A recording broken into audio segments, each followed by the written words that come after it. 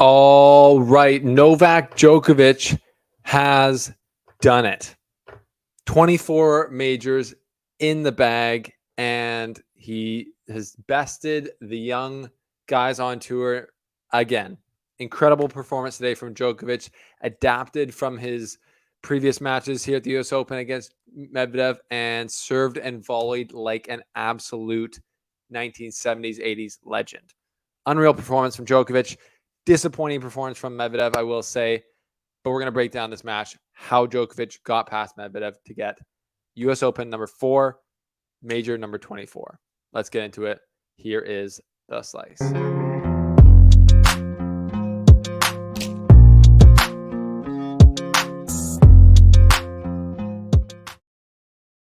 Wow. That was a tight 3-setter and very kind of interesting match as far as level goes. I wouldn't say the best tennis either guys has played for sure.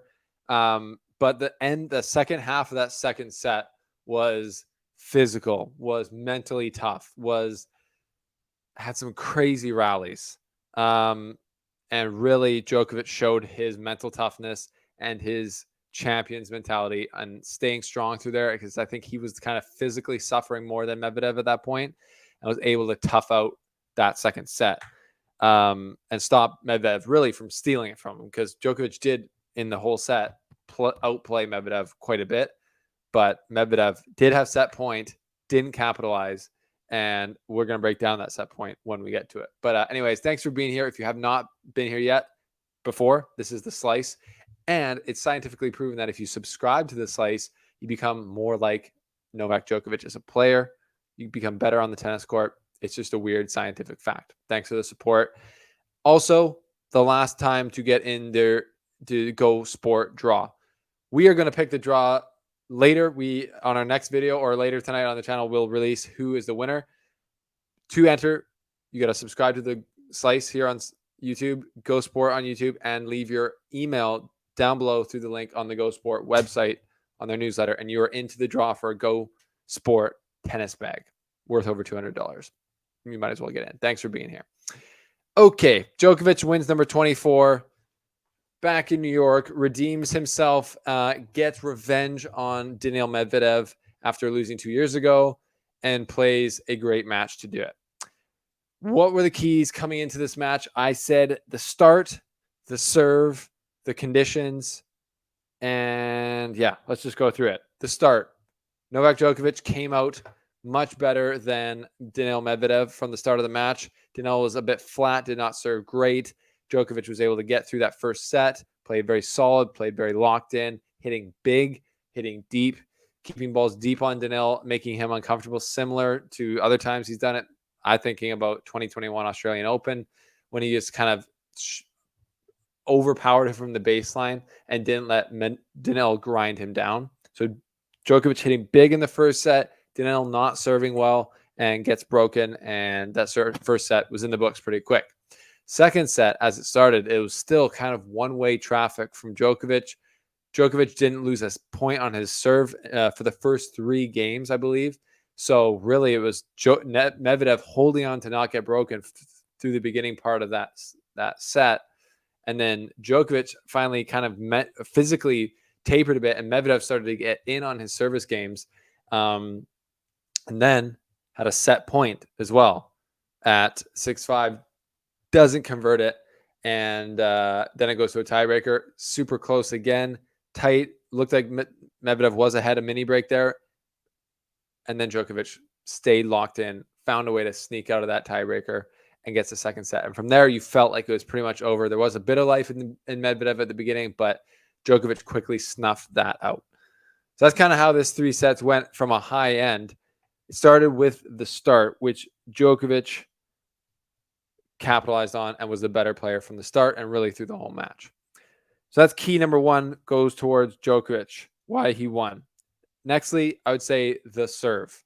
Now, without really looking at the stats, Djokovic had a better serving performance. He didn't get his match first serves in, but getting his first serves in, he won a high percentage, and he won a higher percentage on his second serve. And the big thing was the serve out wide on the deuce side, the slider out wide to Medvedev's forehand, and then Djokovic was coming in to serve and volley almost every single time he hit that serve throughout the whole match, and it worked almost every single time.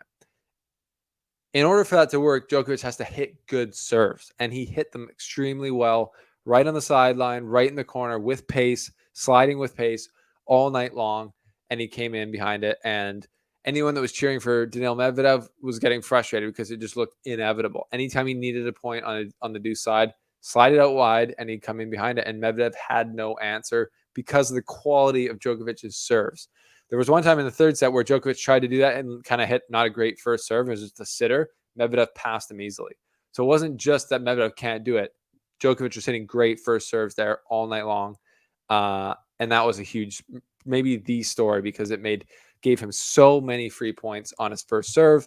And it kept, Medvedev unable to really string enough points together to get more breaks or any breaks. And get into this match in a bigger way. Or he did get one break, but he got broken back. So that was a huge thing. The serve. Djokovic has a better serving performance. Medvedev not good enough on the serve for what he needed to do. And then the roof was closed, and the conditions to me seemed fairly slow. The ball seemed heavy through the air, and it took a lot of effort. Djokovic was hitting the ball huge, but he was putting a lot into those shots, and that kept Medvedev, for when he was counterpunching, he wasn't able to do as much with it, and he had to put a lot of pace into it, which I think led to more unforced errors than normal for him. So all in all, I think Medvedev or Djokovic showed up to this match, played like a 9 out of 10 for him. Very good level, not obviously his ultimate best. But I think Medvedev was like a 7 out of 10. So he needed, as Medvedev said, to play like a 15 out of 10 or above himself to win this match, where he had to play his best at least, and he did not play that.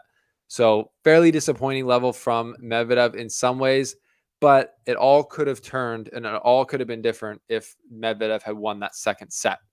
Now, Medvedev did have a set point, and I wrote down what happened in every single point, and it was pretty crazy. So here we go. This is where the set point was, I believe. I don't even know where it was, actually. So we're just going to pull up a picture of it, because here was 6-5, Medvedev up serving, or Djokovic serving, and he does a serve and volley. And then after this is a picture after Djokovic has volleyed and the ball has slid off the court to the backhand side of Medvedev, where Medvedev is now about to make contact with the ball outside of the doubles sideline. He chooses to go cross court, which is where Djokovic anticipates, as you can kind of see him leaving to the left, where clearly there's a huge open window down the sideline. Now, there's different. I've seen different people arguing about this. You could say, well, that's just easy to say. Take a screenshot, and it's easy to say he should have gone up the line. If Djokovic, and they're saying if Djokovic had guessed line and he got there, then you would have said he should have gone cross court. My thought on this, and I've always said this, I remember saying this in the 2020 French Open when Tsitsipas kept going cross court after retrieving drop shots. My preference as a player is to go up the line almost every single time when you have an option, because, for example, here, if Medvedev goes up the line and Djokovic barely, just gets a racket on it, then the odds of him being able to direct it cross court with any type of real pace, isn't super high. And then Medvedev is still kind of closer to where Djokovic is making contact with the ball. But the main thing is, if Medvedev just rips a backhand here up the line, which we know he can do, hit to a target, there's no way Djokovic is getting to that, even if he anticipates it.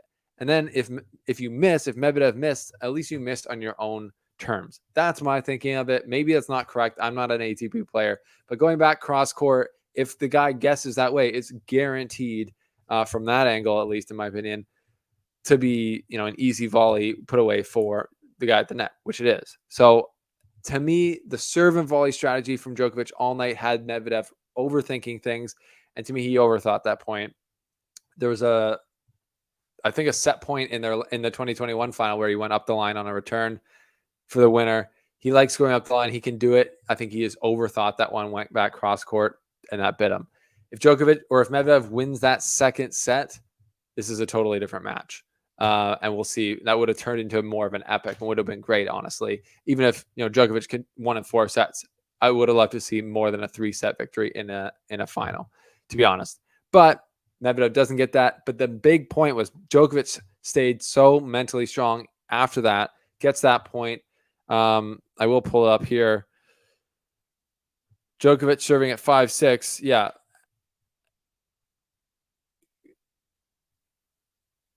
Djokovic volley winner after Medvedev should have gone line, and then Djokovic or Daniil misses a slice, and then Djokovic into the net, and then again back to another deuce. Djokovic serve and volley out wide, does it unreturned. So another time back to deuce, serve and volley out wide, unreturned at the end of that game to go into the tiebreaker. And then at 3-4 in the tiebreaker, serve and volley works for Djokovic. And then at 5-6 or at 5-all, serve and volley unreturned for Djokovic. He kept hitting that serve all night. He kept being mentally locked in. And that's really, the story of this win for Djokovic is his mental strength, his level. And that's the story of his career, really, is he's at 24 slams, the most of all time, the GOAT. And his mental strength and his ability to stay strong in these really difficult moments is the hallmark of his career and is why he's so amazing. And most would say the GOAT. So another amazing victory from Djokovic. Let's look at the stats. This is what tells it a little bit more in detail than I told it. The first set, Djokovic, 81% win on first serve, 53 on second. In contrast to 73% win on first serve for Medvedev and only 33 on the second. Set 2, Djokovic, 79% and 61, and Medvedev, 70% and 50. So better in the second set from Medvedev on the serve, but still better from Djokovic in total. And Medvedev was getting almost 70% of his first serves in. And then set 3, definitely a lot better from Djokovic. In general, better. Total match, if you look at it, 38 unforced errors from Medvedev, 35 from Djokovic. Similar amount of winners between them. Really not the cleanest, not the highest level of match, I would say, but it's the type of match that these guys are going to play. Both of them counterpunchers, can play defensively. And it could have been a grind fest, especially if Medvedev had won the second set, but he didn't. Djokovic gets it done in 3. So all hail the king. 4th U.S. Open for Djokovic, 24. I thought his Kobe tribute was really cool. Love the Black Mamba, and I know they were friends, and that's tragic. And he finally got to honor him with the number 24, which is pretty cool. I wonder if he had a jacket like that in the bag at Wimbledon. So we'll see. So Djokovic goes out of here, number 1 in the world, 3 majors in 2023. He's also done 3 majors out of 4 in 2021, 2015, and 2011. So that's the 4th time he's done it. Unbelievable. And yeah, he's probably going to be number 1 all the way to the end of the year again. I know that he does have a lot of points to defend compared to Alcaraz, actually. But we'll see who does better in the fall here. We'll see, because I think Alcaraz has a little bit of a chip on his shoulder because, part of us said, at the beginning, I said before when I previewed the match, you can't be sad that Alcaraz isn't here. Part of me now watching the way that Medvedev performed tonight, I am sad that Alcaraz wasn't here, but it's also a lot easier to play Taylor Fritz in the quarterfinals and then Ben Shelton in the semifinals instead of Alcaraz in the semifinals. So Medvedev probably came into this a little bit more tired. Djokovic a little bit more fresh, having one of the easiest routes to the finals we've seen in history. But that's just the luck of the draw. Literally the luck of the draw. I think that's a great term. Maybe it's a tennis term. I don't know. Djokovic, 24. That's from 21. Number 24 for the Mamba. And the party gets started. Congrats to the Noli fam, to Djokovic and his family and friends. Matthew McConaughey and his box, pretty legendary. And that's the U.S. Open coverage. Thank you guys for being here. Thanks for the support from Go Sport, from AG1. And we will see you guys next time here on The Slice. Goodbye.